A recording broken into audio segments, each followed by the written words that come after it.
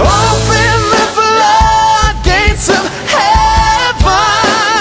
Let it rain. Let it rain. Open the floodgates of heaven and let it rain.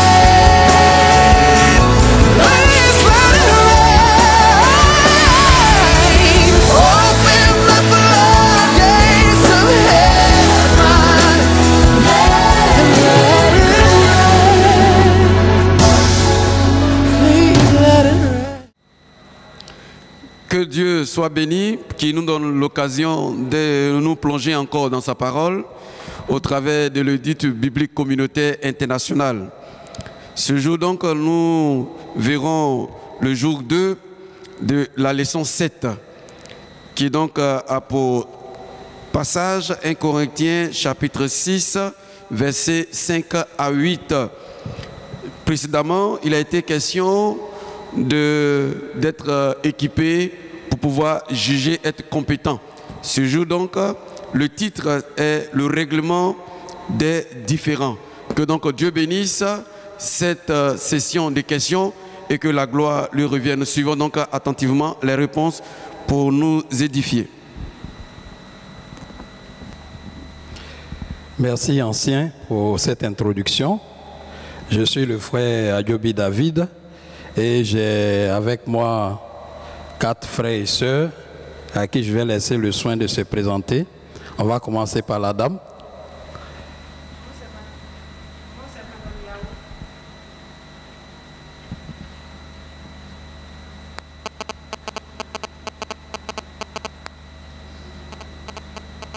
Un petit souci de micro. Jésus. Jésus. Alléluia, moi c'est Madame Yao. Bonjour à tous. Bien, donc bonjour à tous. Je suis le frère Djibril Dosso et je précise que je suis de la classe Lévi. Pardon? Je suis de la classe Lévi au niveau de l'EBCI. D'accord, ok. Merci. Oui, à ma gauche. Moi, je me nomme le frère Samuel Richemont. Oui. Je suis le frère Pierre-Élisée Niawari. D'accord, merci. Bienvenue à tous les étudiants de la parole de Dieu. Le passage donc qui va nous intéresser ce matin, comme l'ancien Mimi l'a dit tout à l'heure, c'est le passage de 1 Corinthiens 6, des versets 5 au verset 8. Et je vais lire. Il est dit ceci. Je le dis à votre honte, ainsi il n'y a parmi vous pas un seul homme sage qui puisse prononcer entre ses frères. Mais un frère plaide contre un frère, et cela devant des infidèles. C'est déjà certes un défaut chez vous que d'avoir des procès les uns avec les autres. Pourquoi ne souffrirez-vous pas plutôt quelques injustices? Pourquoi ne vous laissez-vous pas plutôt dépouiller? Mais c'est vous qui commettez l'injustice et qui dépouillez. Et c'est envers des frères que vous agissez de la sorte. C'est donc là le passage objet de notre méditation de ce matin. Alors nous allons répondre à 3 questions. La première question est la suivante. Quels sont les propos forts que Paul a dû prononcer au sujet de leur pratique? Je reprends la question. Quels sont les propos forts que Paul a dû prononcer au sujet de leur pratique? Oui, Djibril. Alors, je pense bien que l'église de Corinthe était confrontée à un problème, on va dire, la manière dont ils procédaient pour pouvoir régler leurs différends. Et Paul donne, on va dire, un propos fort au niveau du verset 5 lorsqu'il dit « Je le dis à votre honte ». Donc l'un des éléments qu'on peut retenir ici déjà, c'est que Paul disait déjà à cette église-là que ce n'était pas vraiment bien. Voilà. Deuxième propos, il est dit, n'y a-t-il pas vraiment un seul homme sage parmi vous qui puisse servir d'arbitre entre ses frères? Enfin, moi je me dis c'est fort parce que il le dit, parmi vous, n'y a-t-il pas un seul, pour dire en quelque sorte, cette église-là, il y avait vraiment un état spirituel grave. D'accord. Y a-t-il un additif? Oui, Richemont. Oui, au verset 7, il souligne aussi quelque chose. Il dit c'est déjà un défaut. Donc c'est aussi un propos très fort. C'est déjà un défaut d'avoir, en tout cas en vous, des différents. Ok, donc c'est ce que je voulais souligner. Oui, cher frère. Ok, je voulais revenir sur ce que le frère Djibril avait dit, pour dire que au verset 5, l'apôtre Paul pourrait dire qu'il a honte, qu'il le disait à leur honte, qu'il y a parmi l'église de Corinthe aucune personne qui puisse prononcer entre ses frères. Donc là, c'est déjà en tout cas un propos fort pour dire qu'il ne trouvait personne dans cette église qui soit capable de rendre un jugement. Voilà, envers les frères. Ok, ma soeur. Ok. Au verset 6, vers la fin du verset, il dit comme ça que pourquoi ne vous laissez-vous pas plutôt dépouiller? Au fait, il relève le fait que les Corinthiens ne sont pas tolérants. Voilà. Donc c'est aussi un propos fort. D'accord, merci bien. Donc on pourrait résumer par dire que Paul trouvait honteux qu'il n'y ait pas parmi les frères de Corinthe un seul qui soit capable de juger entre les frères au point où il soit obligé d'aller juger leur affaire devant les tribunaux païens. Voilà, donc on va continuer toujours avec la réponse aux questions. Nous passons à la question 5 qui dit ceci. Quelles options Paul a-t-il données sur la manière de régler les différends entre croyants? Que semblait-il préférer? Quelles options Paul a-t-il données sur la manière de régler les différends entre croyants? Que semblait-il préférer? Réponse. Ce que je voudrais dire, c'est que il y avait pour Paul deux options.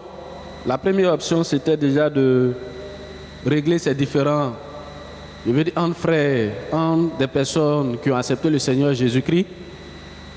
Et la deuxième option, c'est, je veux dire, se laisser dépouiller. C'est-à-dire d'être un peu tolérant, comme notre soeur l'a dit tout à l'heure, de se laisser dépouiller.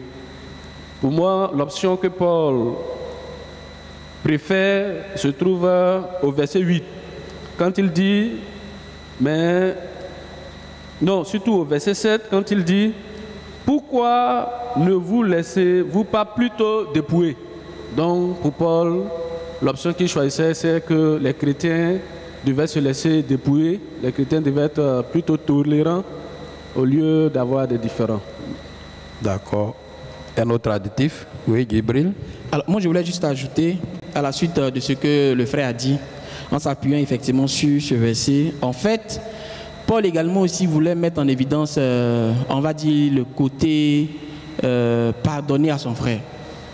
Pardonner effectivement à son frère. Parce que si on arrivait quand même à avoir des différends dans cette église et on n'arrivait pas à les régler, c'est parce que les uns et les autres n'arrivaient pas quand même aussi à pardonner.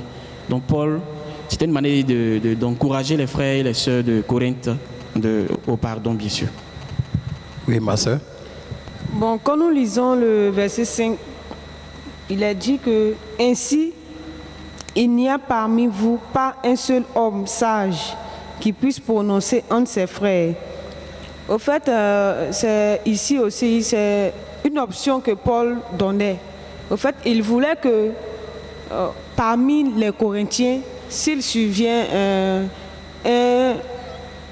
un problème, voilà, indifférent, il faille quand même qu'il y ait un homme sage parmi eux qui puisse les amener sur le bon chemin, au fait, voilà, à régler leurs différends entre eux, pour ne pas que cela puisse sortir, pour ne pas qu'ils puissent avoir recours aux païens, voilà. Ok, oui, frère Niaoré. Ok, pour moi, en tout cas, ce que je pourrais dire à partir du verset 5, c'est que Paul exhortait les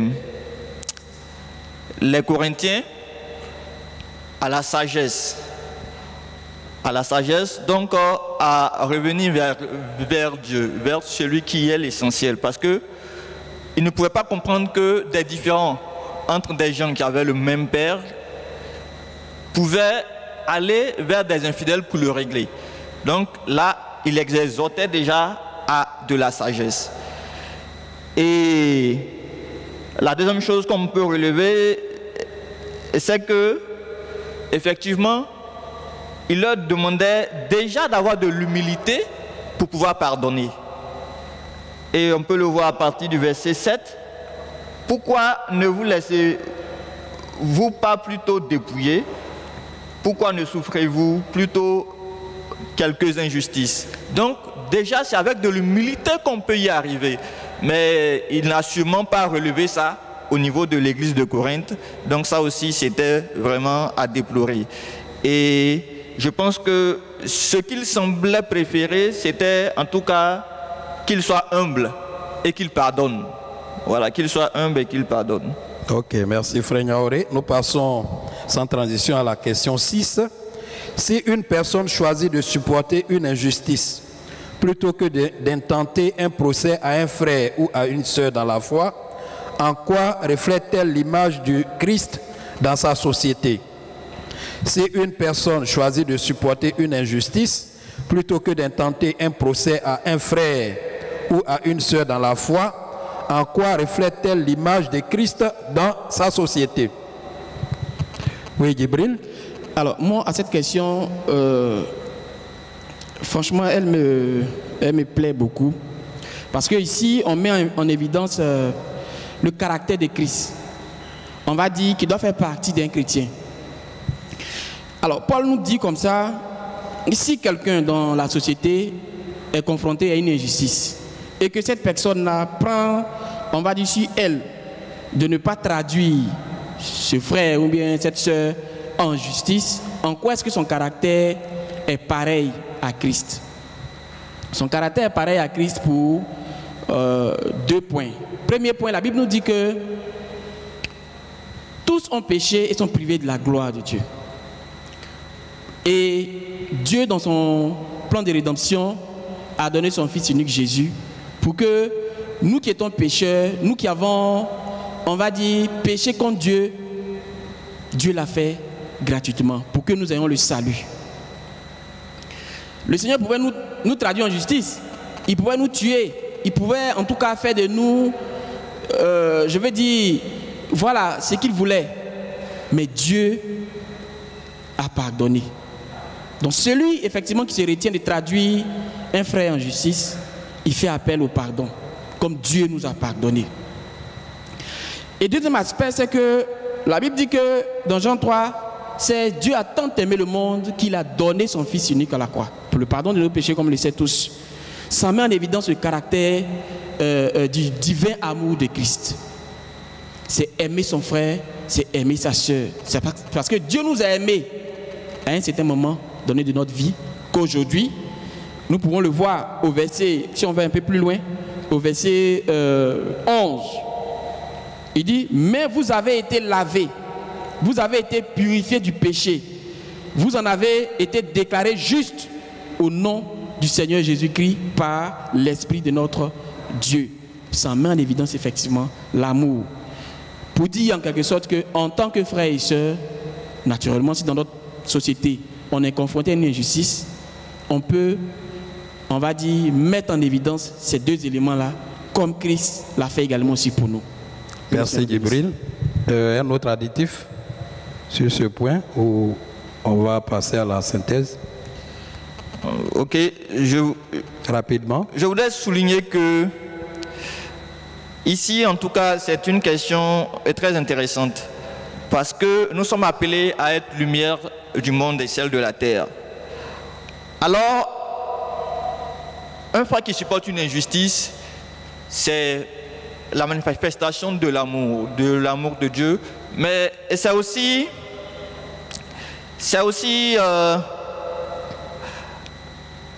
la manifestation de son appartenance à un Dieu qui se charge de lui. Parce que supporter une injustice, c'est déposer aux pieds de Jésus et tout fardeau, de reconnaître que lui seul est notre défenseur, lui seul est notre soutien. Parce que bien des fois, les frustrations souvent naissent de certaines répliques, de certaines réactions. Alors que supporter nous emmène à abandonner, à retrouver notre paix intérieure et à ne point perdre notre joie quotidienne.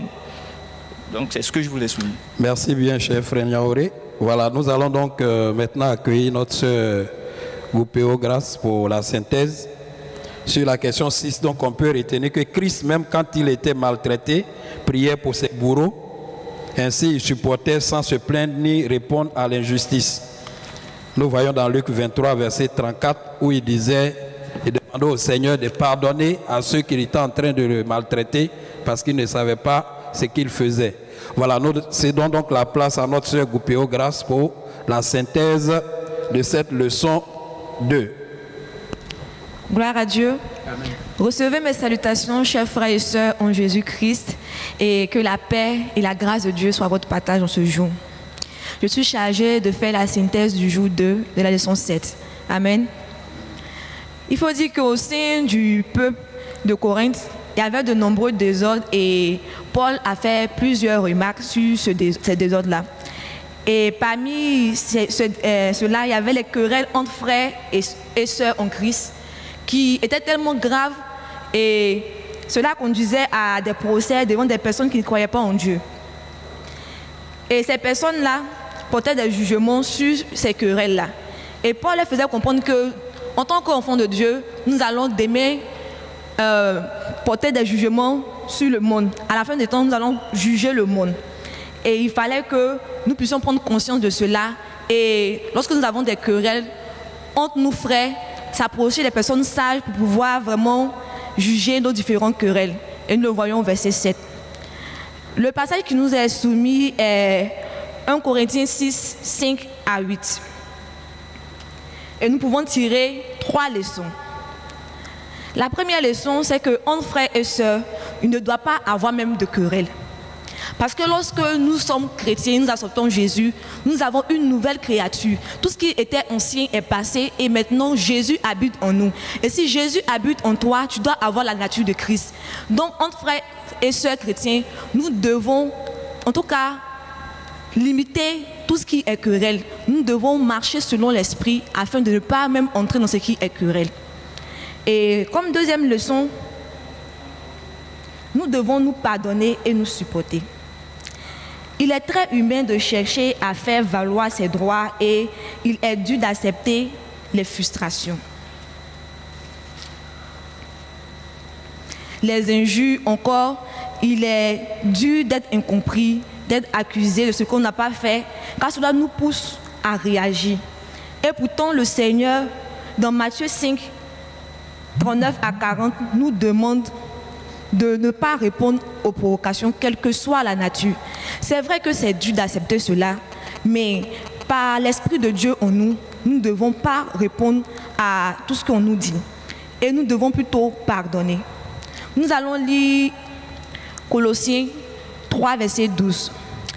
Ainsi donc, comme les élus de Dieu, saints et bien-aimés, revêtez-vous d'entrailles et de miséricorde, de bonté, d'humilité, de douceur et de patience.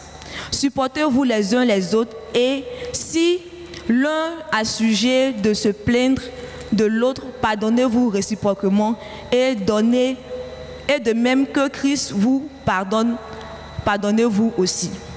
Amen. Nous devons pardonner mutuellement. Peu importe ce que ton frère t'a fait, tu dois pardonner parce que Christ, ton modèle, te le recommande. Amen. Nous devons aussi nous remettre en cause lorsque nous avons des disputes avec des frères. Souvent sur le champ, il peut y avoir des incompréhensions. Mais quand tu rentres, aie l'humilité de vraiment te remettre en cause. Parce que si tu restes sur ta position avec l'orgueil pour dire non, c'est moi qui ai raison, tu ne fais qu'aggraver la situation. Mais quand tu te remets en cause, c'est un signe d'humilité. Et cela permet de régler la situation. Mais quand tu gardes l'orgueil, tu ouvres, tu exposes ton cœur au diable. Et la Bible dit de ne pas donner accès au diable. Peu importe la situation, tu ne dois pas donner accès au diable. Et il ne faudrait pas qu'une situation entre toi et ton frère puisse venir donner accès au diable en ton cœur. Amen. Pour conclure, Éphésiens 5, 1 à 12 nous demande d'être des imitateurs de Dieu. En effet, l'Esprit que Dieu a mis en nous nous donne la capacité d'aimer, de pardonner, d'accepter l'autre. Et s'il arrive que nous avons des différends entre frères et sœurs, nous devons les régler à la lumière de la parole, afin d'être des imitateurs de Dieu en toutes circonstances et de donner gloire à Dieu et que l'ennemi ne puisse pas se servir des querelles pour pouvoir agir dans nos vies. Amen. En tant qu'enfants de Dieu, d'abord, limitons les querelles et ensuite, soyons des modèles en toutes circonstances. Amen. Je vais prier pour la parole. Éternel, nous te bénissons pour ton esprit que tu mets en nous. Merci, Père éternel, de nous remplir de ton esprit afin que nous ne puissions pas avoir des querelles entre frères et sœurs, mais que, Père éternel, davantage nous puissions t'imiter en toutes circonstances. Que de la gloire, Père éternel, chaque instant te revienne dans nos vies. Amen.